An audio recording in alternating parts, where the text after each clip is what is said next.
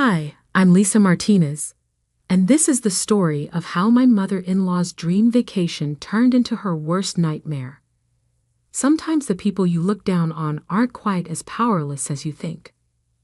I met David Anderson at a coffee shop where I worked as a barista while pursuing my master's degree in business. He was different from the other wealthy customers. Kind, genuine, and never made me feel less worthy because I was serving coffee. When we fell in love, I thought I'd found my fairy tale ending. Little did I know, his mother Eleanor would make it her life's mission to break us up. Eleanor Anderson wasn't just rich. She was old money wealthy, the kind who considered anything less than a private jet to be slumming it. From day one, she made it clear that a coffee girl wasn't welcome in the Anderson family. "Darling," she'd say to David while I was right there, "remember the Rothschild girl? She just got back from Paris, still single." But David stood by me, and we got married in a simple ceremony that Eleanor deemed embarrassingly quaint. For 3 years, I endured her constant belittling. At every family gathering, she'd make subtle digs about my background. "Oh, Lisa dear, is that dress from a department store?" Or, "How fascinating that you used to serve coffee. It must be so nice to never have to work again." What Eleanor didn't know was that while I was making coffee and studying, I'd also been investing in cryptocurrency since its early days. Those investments had grown into a fortune that would make even the Andersons look middle class. But I kept quiet, living simply and reinvesting my profits. David knew about my wealth, but respected my desire to keep it private. The breaking point came during the planning of the annual Anderson family vacation. Every year, Eleanor organized an extravagant trip for the entire extended family, a tradition she used to showcase her wealth and control over the family. This year's planning dinner was held at Eleanor's mansion. As everyone gathered in her opulent dining room, she unveiled her grand plan. "I've arranged something special this year," she announced, practically glowing with self-importance. "I've booked the entire Royal Pearl Island resort for 2 weeks. Private beaches, personal chefs, helicopter tours, only the best for the Andersons." The family oohed and awed appropriately. Royal Pearl was one of the most exclusive private island resorts in the Maldives, normally reserved years in advance. "Now," Eleanor continued, her eyes fixing on me with familiar disdain, "about the guest list. Given the exclusive nature of this vacation, we need to maintain certain standards." I knew what was coming even before she said it.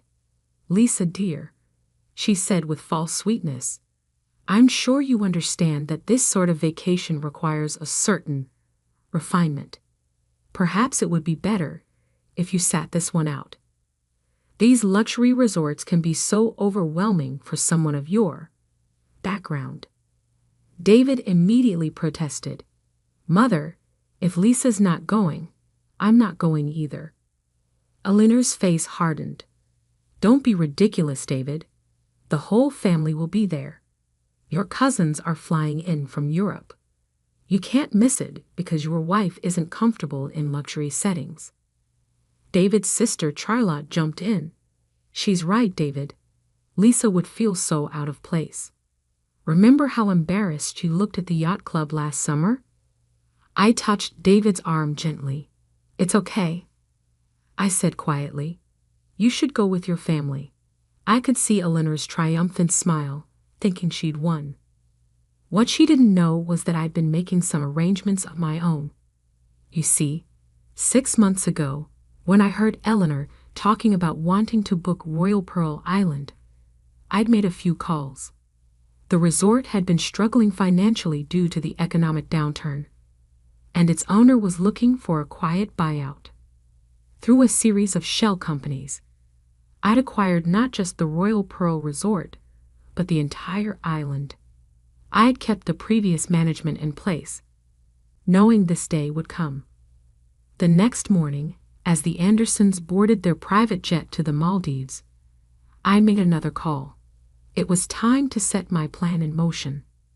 Eleanor had no idea that her perfect vacation was about to teach her an unforgettable lesson about judging people by their appearances. As their plane took off, I sat in my home office, looking at the resort's security feeds on my laptop. In just a few hours, they would land in paradise, only to discover that paradise belonged to the coffee girl they'd left behind. I smiled as I picked up my phone to call the resort manager. It was time for phase 2 of my plan. The Anderson family arrived at Royal Pearl Island Resort late that afternoon. Eleanor led the group through the pristine white sand beaches toward the luxury villas, already plotting how she'd share this exclusive experience on social media to make her society friends envious. "Welcome to Royal Pearl Island," the resort manager, James, greeted them with a knowing smile. "We've been expecting you." Eleanor beamed. "Everything looks perfect. I assume the presidential villa is ready for me." "About that," James replied, checking his tablet. "There seems to be a slight change in arrangements. The owner is currently using the presidential villa." Eleanor's perfectly maintained face crumpled in confusion. "That's impossible. I specifically booked the entire island. No other guests were supposed to be here." "The owner isn't a guest, Mrs. Anderson. They own the property and have final say over all accommodations." "Well, who is this owner?" "I demand to speak with them." Eleanor's voice rose, causing other family members to gather around. James smiled politely. "Of course, if you'll all follow me to the main pavilion. The owner has left specific instructions for your arrival." The family was led to an elegant open-air pavilion overlooking the ocean. On a large screen, a video began playing. My face appeared, and I watched through the security feeds as Eleanor's jaw dropped. "Hello, Anderson family," my recorded self said pleasantly. "Welcome to my island. Yes, you heard that correctly. I own Royal Pearl Island Resort, along with several other luxury properties worldwide." The stunned silence was broken by Eleanor's gasp. David tried to suppress a smile, having known this was coming. "You see," I continued on screen, "while you were busy judging me for making coffee and assuming I couldn't afford luxury experiences, I was building an empire. That coffee girl you left behind, she's worth more than the entire Anderson fortune combined." Eleanor collapsed into a chair, her designer purse falling to the ground. Charlotte's face had turned an interesting shade of green. "Now, about your accommodations. Eleanor, you'll be staying in our economy villa. It's quite basic by your standards. But as you said, some people need to learn their place. The rest of the family can choose from our standard rooms." "This is outrageous," Eleanor shrieked. "I paid for the presidential villa." "Your deposit has been refunded," James informed her smoothly. "The owner's decision is final." The video continued. "Oh, and Eleanor? Remember how you said luxury resorts can be overwhelming for someone of my background? Let's test that theory. I've arranged for you to work as a server at the beach bar during your stay. Consider it a learning experience about judging people based on their jobs." Eleanor's face contorted with rage. "I will not. Do you know who I am?" "Yes," James replied calmly. "You're the mother-in-law of our owner, who has left strict instructions. If you don't wish to comply, you're welcome to leave. Though the next flight out isn't for 3 days." What followed was chaos. Eleanor threatened lawsuits, demanded phones, which mysteriously had no signal, and even tried to arrange for a private helicopter, all unavailable, by my orders. For the next 2 weeks, The mighty Eleanor Anderson served drinks to her own family members, wearing the standard staff uniform she'd so often mocked. Every time she delivered a cocktail, the server badge gleamed with her name. Eleanor, trainee. But this isn't just a story about revenge. On their last day, I arrived at the island.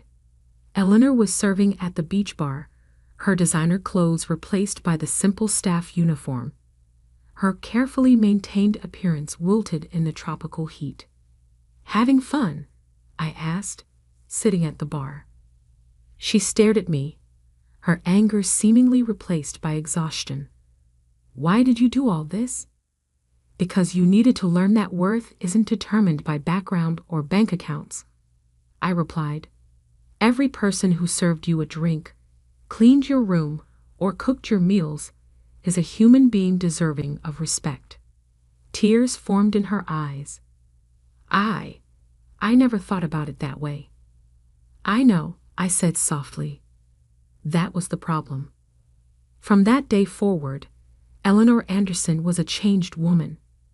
The experience of walking in someone else's shoes literally transformed her perspective.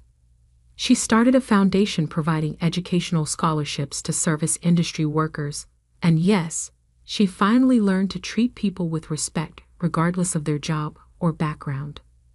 These days, our family dinners are different. Eleanor asks the serving staff about their lives and dreams.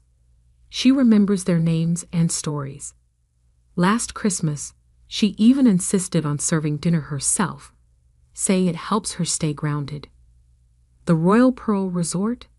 It's still mine, but now it runs a unique program where privileged individuals can experience working in service positions. Eleanor helps run it, sharing her story as a cautionary tale about prejudice and pride. As for David and me, we still enjoy our morning coffee at the same shop where we met. Sometimes Eleanor joins us, chatting easily with the baristas she once would have ignored. She's learned that true character isn't about how you treat your equals. It's about how you treat those you once considered beneath you. Last week, she surprised me with a handmade photo album filled with pictures from that infamous island vacation. On the final page, she'd written, "Thank you for teaching me that the best view of life comes from getting off your high horse." I keep that album in my office at the resort, a reminder that sometimes the greatest luxury isn't about thread counts or private jets. It's about the ability to see the worth in every person you meet. And Eleanor? She still works one shift a month at the beach bar. She says it keeps her humble.